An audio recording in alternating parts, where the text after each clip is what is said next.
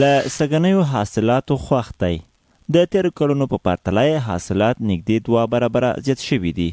د وایي په روان کال کې د غنمو ګل پر مهال کم اورښت او نسبتاً تېرو کلونو ته د ناروغیو نشتوالی د دې سبب شوی چې د غنمو په اوږو کې د دانو کترونه بشپړ او پوره راشي.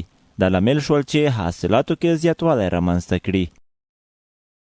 تېر کال نه څو چنده ساک حاصلات بیخي ښه دي، بیخي ډېر ښه دي، ځکه چې تېر کال چې کوم وخت چې په ګل ونیو غنم په ټیم کې دوی نه باران وشو، ګل یې ختم کړو. سږنی دا شو چې ګل ټیم کې باران پرې ونه شو. سږنی فصلونه بیخي ډېر ښه دي، یو څه چنده تېر کال په نسبت ښه دي. که هغه غنم وښیي که بوز وښیي که نه، مثلا بیخي ډېر ښه دي. بلخوا د کروندګرو غوښتنې بیا دا دي چې د کرنې چارواکو له لوري د ورته ایسته شوي تخمونه او کیمیاوي سرې وویشل شي څو حاصلات تر دې هم ډېر شي. د زراعت ریاست نه نورو مسؤلو ادارو نه غوښتنه دا ده چې په دې برخه کې د بزګرانو سره د اصلاح شوي تخمونو د نورو کیمیاوي سرو برخه کې مرسته وکړي. ان شاء الله تیر کال تک اداره کې مرسته وشي، حاصل به یو په درچند یو په څلور چنده حاصل بزګران ترلاسه کوي. یا خپل د یو هیواد اقتصاد کې رغنده رول لوبوي.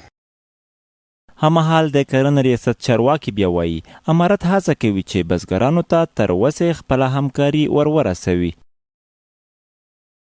موږ د دې په کوماخ کې دوایونې چې د چینجیو د مختلفو غنه د مخنیوي وکړي موږ په وخت ته رسولې دي، او د سبزیجاتو په مورد باندې موږ دوایونې ته رسولې دي.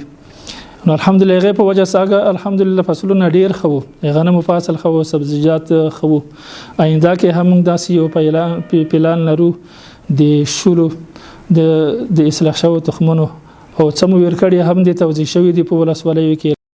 که څه هم په خوست کې له یوې خوا د غنمو د ډرخت خبرونه ورکول کیږي، خو له بلې خوا وچکلۍ د هغو سیمو کروندګر چې ځمکې للمیزې دي او اوبه نه لري نهیلي کړي دي. غوښتنې بیا دا دي چې بهر ته تلونکي اوبه د کانالونو پر مټ مهار شي چې په ترڅ کې به ټولې شته دښتې خړوبې او له امله به هیواد د غلو دانو له اړخه پر ځان بسیا شي.